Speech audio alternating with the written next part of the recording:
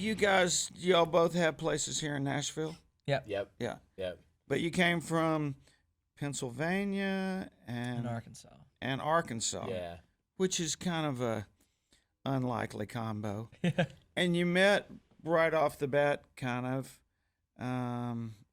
when you got to Nashville. Now, Dan had a recording deal before, or I did. Shay did? Yeah, I was Okay. over in Atlanta for a little while and met Dan in his house with the tent. In a tent. It's Yeah. house party.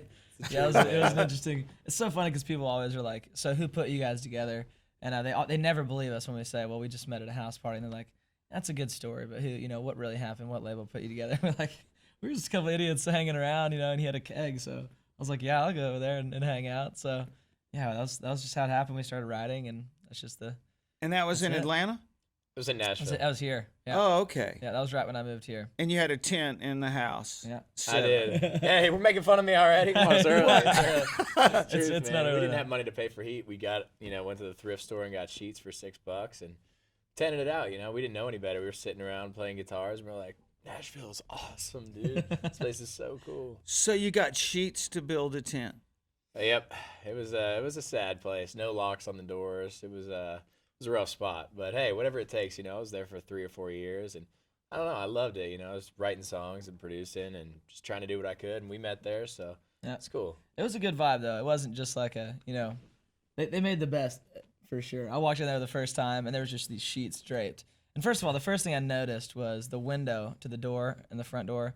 It was kind of bowed in, and I had to it was like the lock was kind of messed up, so I had to reach inside the window and open it up, and I'm like, this better be the right house, or I'm just gonna come get arrested. A rough neighborhood. Yeah, it was a scary time, but yeah, it was awesome though. Once you actually got in the house, it was pretty cool. It vibed it out. I'm still having a hard time with the sheet thing. So, was this to keep people from looking inside? No, I was to kind of retain the heat. Well, the whole idea started one day. We didn't have heat in the house. It was like 38 degrees on the thermostat, right? I think there was heat, but we couldn't afford to pay for it. So we did what we could, and we had a couple sheets, and we're like, all right, if we take sheets from everybody's bed in the house and drape them around the TV or wherever we're in the living room, that's a fire hazard for one, but it could get us a little bit of heat. So we did, and it was just like really small, kind of a teepee tent vibe. And then we're like, this is kind of cool. So we went and spent an extra $5 at the thrift store down the street, and we expanded the tent. We were moving on up. We were taking it to the next level, and that's when it took over the whole room. It was pretty crazy, but it was. I like it. So it's kind of a parachute sort of. It was an vibe absolute in there. parachute vibe. I Yeah. get it. Yeah. I've done that. I had a parachute over my car for a while. Hey, there you go. We were all up under there, and That's great. as long as the weather was good, it was good. And, Absolutely. we had to pack our tent up. Absolutely. So you've moved, I have Uh-huh. since moved. and you yeah. got windows with windows in them now. Yeah, most of the windows are in the house. We're good. We're not home in Nashville much, but it's a little bit better than the tent for sure. So how's that conversation go? I mean, you were down in Atlanta before that. You kind of had a deal and whatever, and now you bail into the house with the sheets up and everything in it. But it's somehow the music was going on in here, and you're like, music's music, isn't it? And it doesn't matter. I mean, credentials only go so far. Yeah. It doesn't matter, even at the end of the day, how many awards you've won or whatever like that. If I pile into Earl Scruggs' house or whatever, and those guys are playing, nobody cares Yeah. how much hardware you got. It's all about you want to play, and how's that work? So, what made you guys originally go, no, this could be cool, or was it just light enough to go, hey, let's just write a song? It was definitely. I mean, with the first night we met, we ended up jamming until like 4 a.m. It was just that thing where everyone was kind of there, just hanging out, and we just loved to play music. And I think that was kind of the first bond between all of us and all of our friends. That our guitar player as well, we met that night. So it was just kind of worked that night from that mutual respect of music and love for music. And we ended up writing the very next day, and it was just that thing that spark that we were looking for, like the writing thing, and it just kind of worked. I'm not really sure what it was, but we'd both been writing, for a long time with different people, and I think it was the hair thing. It was the hair It's thing. I was hair. like, It's really, it's gonna work. Like, you got- dude, you my got good hair's hair. higher than yours. It's like, it is not. Exactly. Yeah, That's how we it fought is over the not. line. Come here. Exactly. No, shut up. I was like, nah, it's just because you're taller. My hair is definitely taller. You might be taller. No, man, it was Yeah. great. We both moved here because we wanted to write country music, and this is the best place to do it. So I think I stole my brother's guitar because mine didn't work, and just threw everything I had in my car and just drove here and lived in a tent, whatever it took. And when we met, it was, we'd both written a lot of songs with a lot of people, and when we met, it clicked, and it was just like, song after song. I think we wrote 150 songs in the first few months we knew each other, and we went out on our radio tour. People were like, so how many songs have you guys written now? We're like, we just couldn't count. I mean, it was crazy, but it was just that magic, and we're still writing them today. We're loving it, and there was nothing forced about it. It was just we loved writing music, and at first we were just going around town trying to get a publishing deal. We weren't even trying to be an artist, and it just worked out naturally, and we're having so much fun doing it. It's crazy. So you had this song, you wrote a song and the Flats cut it. Am I right about that? Yeah, we had the first song that we wrote. It was called "About a Girl," I think. Of course, it was called "About a Girl," and we haven't stopped writing about girls since. But that was the first one, and that night we got put on hold. By the way, He said it works don't every let that single go. time. That's gonna work for you. yes, That'll exactly. that'll take you all the way to the house. Nailed it. Advice from Kix Pro. Absolutely. So yeah, that was the first song that we wrote. Got put on hold for the Flats, and we were just like, man, this is so cool. And that was kind of the first spark to be like, dude, this is awesome. Let's keep doing this. Because we both, we loved their music and grew up loving them. And so, we just kept writing, and we ended up getting a couple on their record, and that was awesome. It wasn't that song, but we did write that. That was our first, hold. So that was kind of the initial spark to be like, let's keep doing this. This is awesome. I think we made a bet with the publisher at the place we were writing it. He's like, dude, I love this song. I bet I could get it on hold today. I'm like, there's no way, man. Rascal Flatts will never listen to our song. It's like, we're just a couple of nobodies in Nashville, and I think I lost $5. I didn't have $5. I had to sell a couple of those sheets from the tent. So we weren't even getting excited at that point. We were excited that you pitched it to them, like they heard it, they heard our names, like they might have possibly said like, so this is from those Dan Shay guys, That was what we were excited about, like, That's oh my still gosh. pretty exciting. Yeah, I know, Cool, right? Yeah, I think the first time we got nominated for something, I think it was an ACM, and Darius Rucker announced this, and we were like, it wasn't like, oh my gosh, we got nominated. It was like, dude, Darius Rucker knows who we are.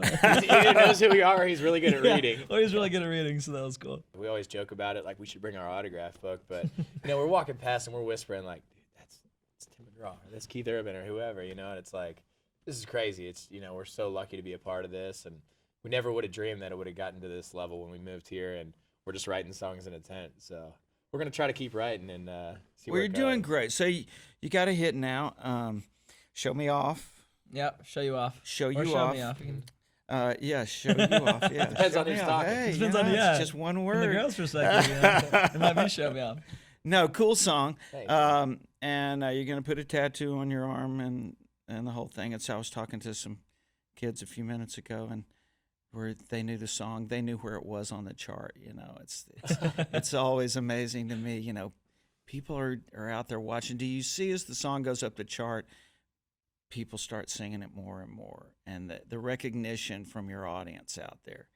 Yeah, that's a crazy thing. I remember our first single, 19 and You and Me. It was like you could really tell when it was starting to climb the charts, when people started really singing along and knew the song, and that was a crazy thing. You kind of see it in your live show because I think we were on tour at that point, and we were going around and singing it more and more, and it was almost just like exponential as it went up. Every single show is just like. It was a crazy thing to see, and now we're seeing it with Show You Off. And you're obviously both fans. What did it feel like that first time you stepped onto the stage of the Grand Ole Opry?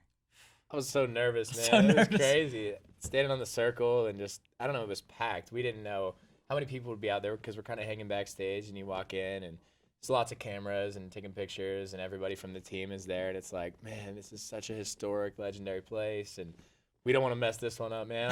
If I had to break a string, please let it be in some small club somewhere, not at the Opry. And no, it was an awesome honor, and kind of got the chills when we were singing, songs that we had written. And it's like everybody you kind of get nervous because you see all the pictures on the wall of everybody who's been there before, and the memorabilia and everybody's names, and it's just like, oh. Talk about credentials. You're walking by there, Yeah. you're like, we have one song out and we're going to play, your Grand Ole Opry, and these people, sheesh. Yeah, it was incredible, though. What'd It your was, families think about it?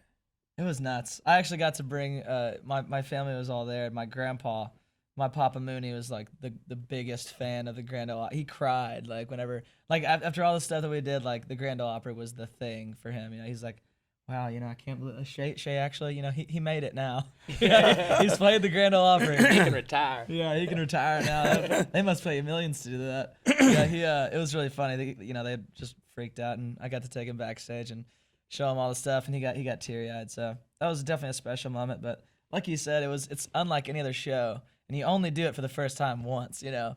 So stepping on that stage was like, don't mess this one up. Yeah. You mess this one up, and it's on your record for forever. Yeah. And we were hoping that they would say our names right too. Absolutely. Yeah.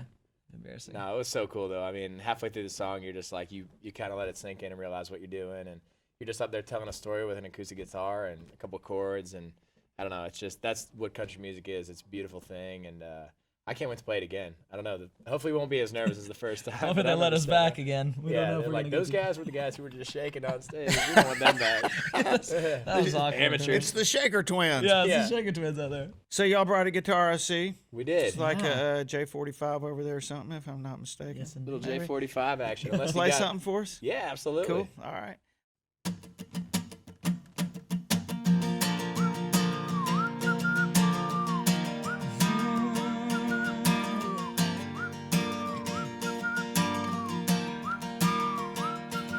Like a sugar sweet kiss in the morning, sunshine pouring right into my window. Cool drink of water in the summer, better than the other. Side of the pillow, you're everything that I'm not, a little cherry on top. Yeah, girl, I gotta see you tonight. Yeah, I'm taking you out, 'cause damn, baby, I'm proud. L, and a guy like me. L, gets a girl like you. Yeah, you better know we're gonna take it downtown, showing everybody what I'm crazy about. L, anywhere we go. L, gotta let them all know. And I'ma tattoo your name on my arm. Baby, I just wanna show you all. Show you all.